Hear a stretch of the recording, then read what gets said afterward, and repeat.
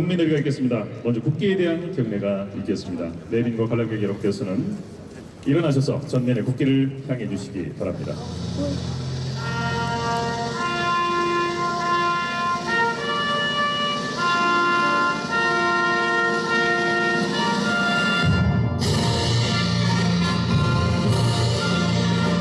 나는 자랑스러운 태극기 앞에 자유롭고 정의로운 대한민국의 무궁한 영광을 위하여 충성을 다할 것을 굳게 다짐합니다.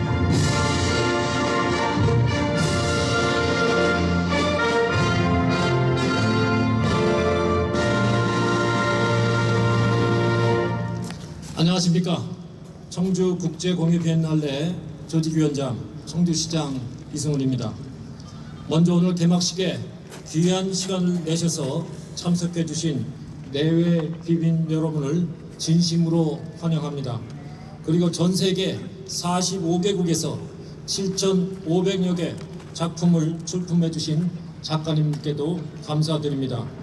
특히 오늘 이 연초대도창 건물을 CD로 정의롭게 변화시켜 주신 85만 청주 시민 여러분께 마음으로부터 감사드립니다. 자, 이어서 정우택 의원님께서 축하 말씀을 해주시겠습니다. 네, 박수 많이. 우리 청주 공예비엔날레 참석하신 여러분께 진심으로 축하드립니다. 우리 청주가 으뜸 경제를 지금 추구하고 있습니다만은 또 우리 민선 사기 때는 경제 특별도도 또 추진했습니다만은.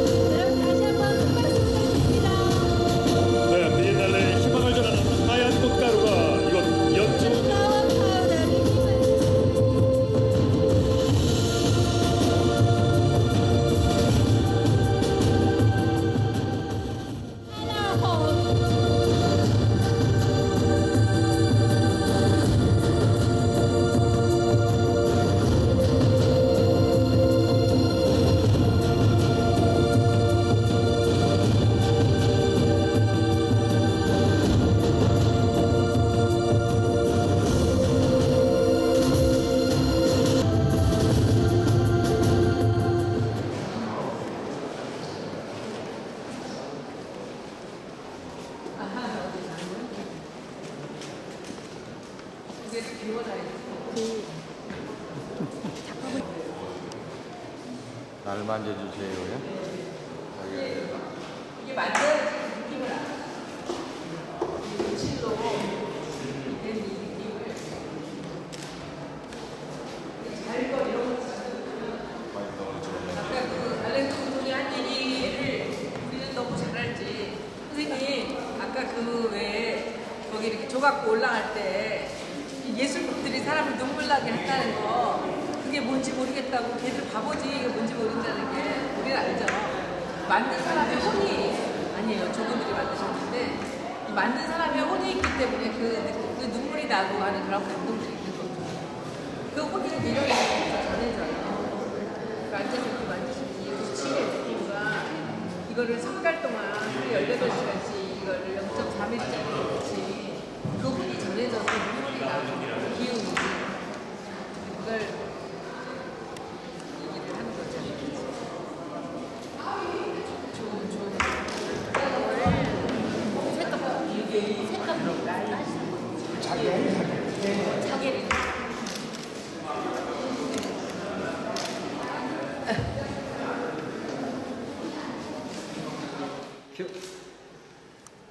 이 전시는 우리나라 나전치기 중에서도 끊음질만 모아놓은 전시입니다. 끊음질은 조선시대 말에 시작되기 시작합니다.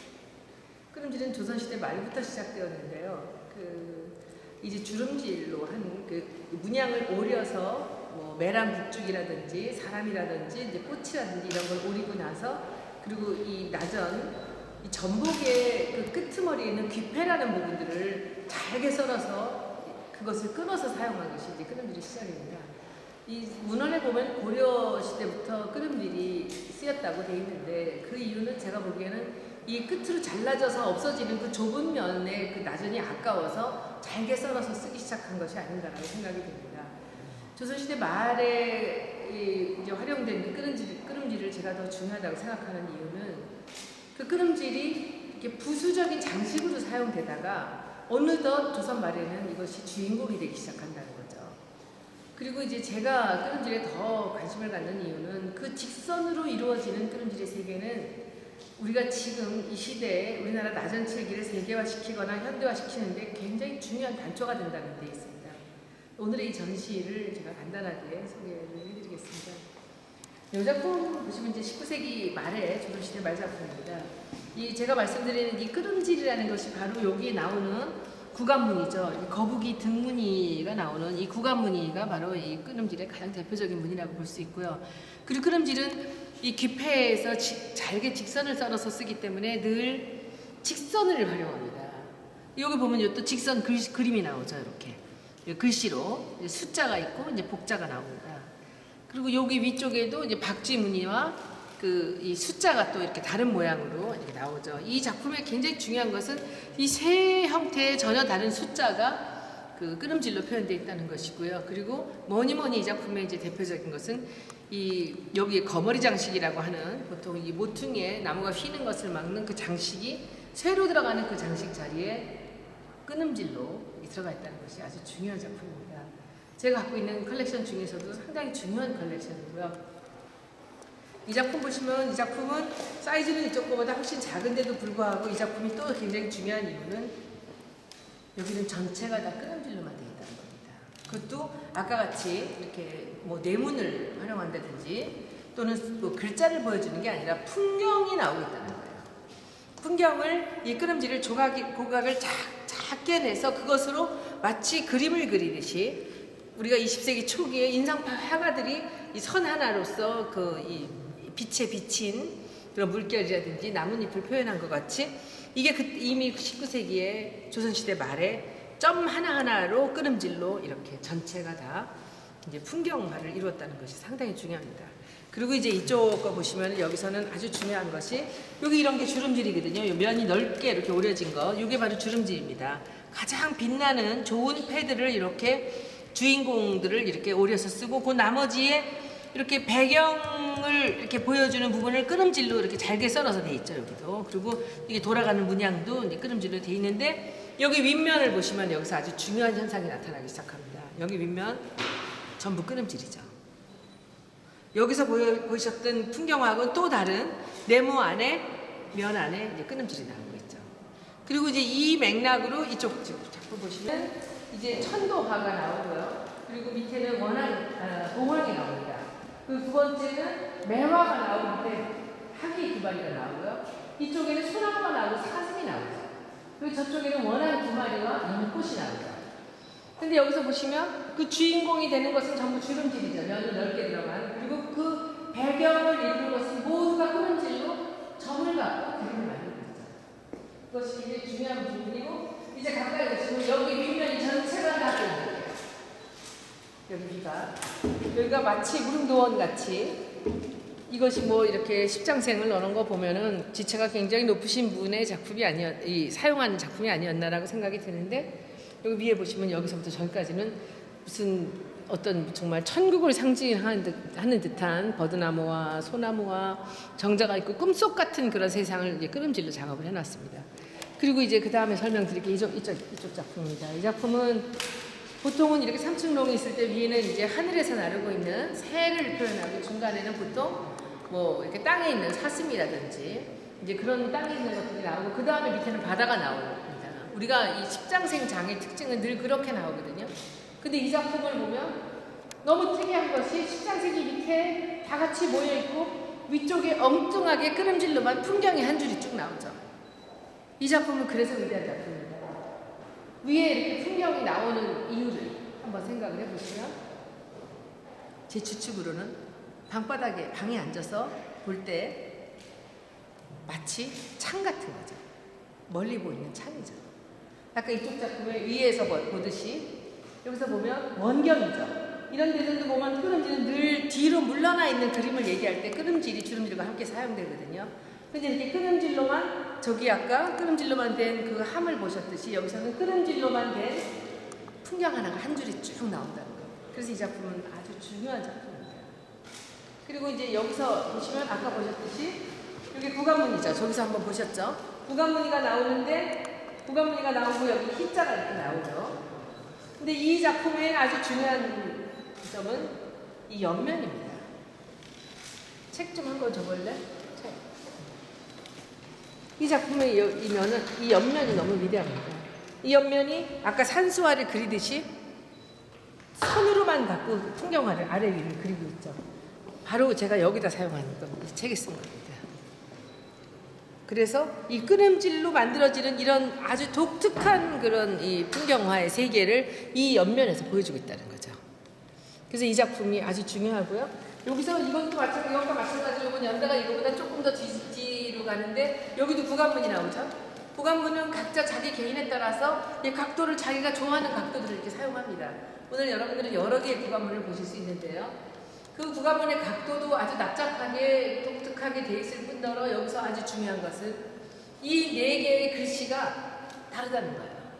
이쪽 글씨는 희자였잖아, 네 개가 다. 우리는 보통 항상 이렇게 이 대칭으로 글씨를 문양을 다 사용합니다. 근데 여기서는 이게 수고, 복이고, 강령이에요.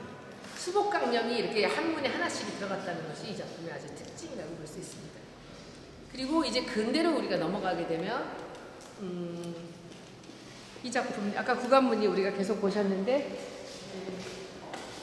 이 구간문이 오치노 선생님이 기가 막힌 장이 저는 이게 돌아가신 무형문화재 신국희 선생님의 작품이라고 저는 생각을 하는데 이 낙관이 없기 때문에 검증을 할 수가 없습니다. 그러나 아주 구간문이 문가로서는 이 20세기 초에 아주 굉장히 중요한 작품이라고 볼 수 있습니다. 그리고 이제 우리가 나전칠기를 이 끄름질을 얘기할 때 반드시 짚고 넘어가야 할 작가가 하나 있습니다. 그분은 바로 이성훈 선생님입니다. 이분은 밑그림이 없이 그 나전칠기 이 끄름질로 하나하나 잘게 썰어서 그걸로 그림을 그려나가신 거예요. 이 작품 보시면 이 양 옆면이 다 그림이 대칭이 아니고 두 개가 합해서 한 면이 되고 있죠. 이렇게 여기도 마찬가지고 여기도 마찬가지입니다. 저는 이분이 얼마나 유명하신 분인지도 모르고 이 그림이 너무 좋아서 이 작품을 처음에 이제 소장을 하게 되었고요. 나중에 이성훈 선생님의 작품이라는 걸 알게 되었죠.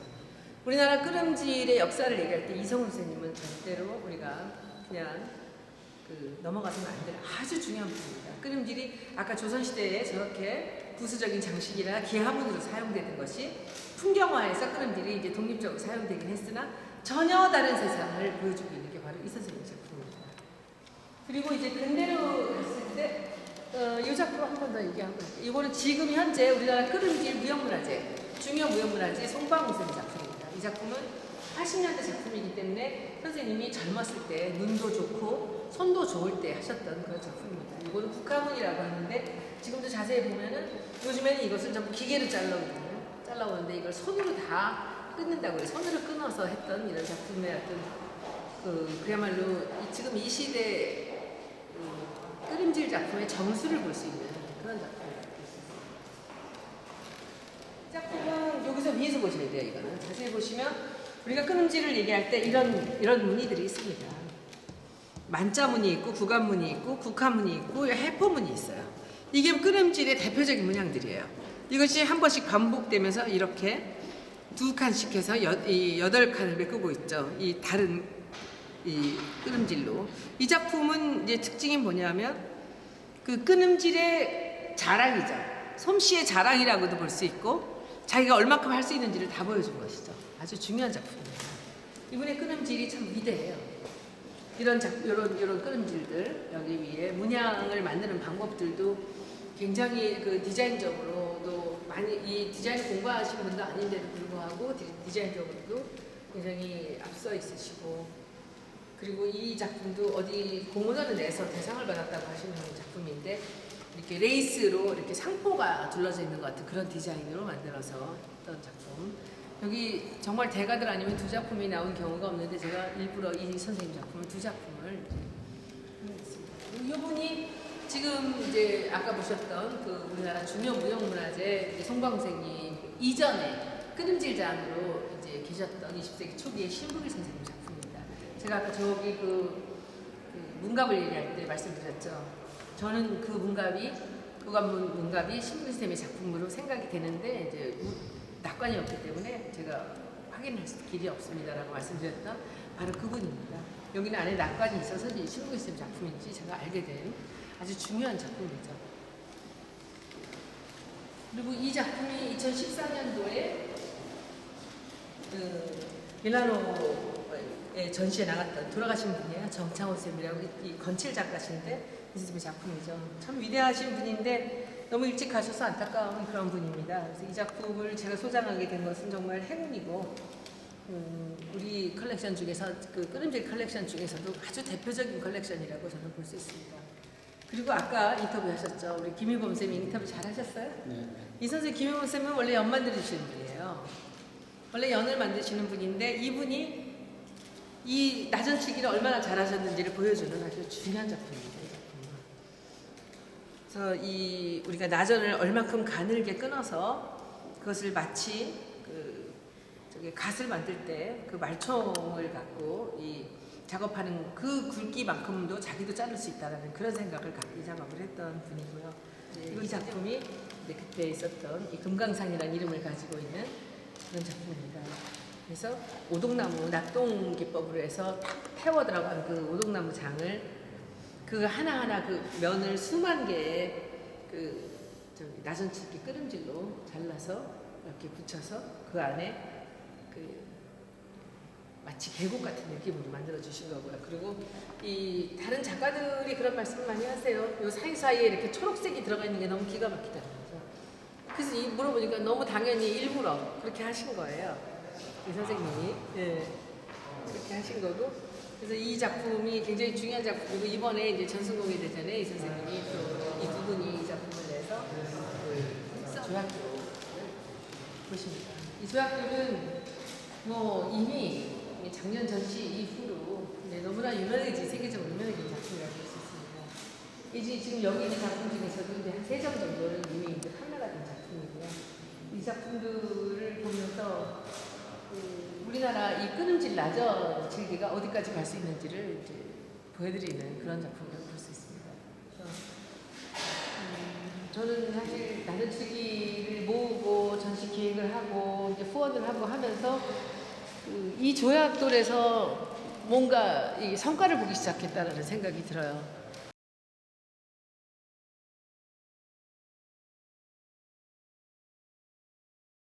이 프로젝트 만드는 거예요. 오늘 이거 20개 주문받았어요.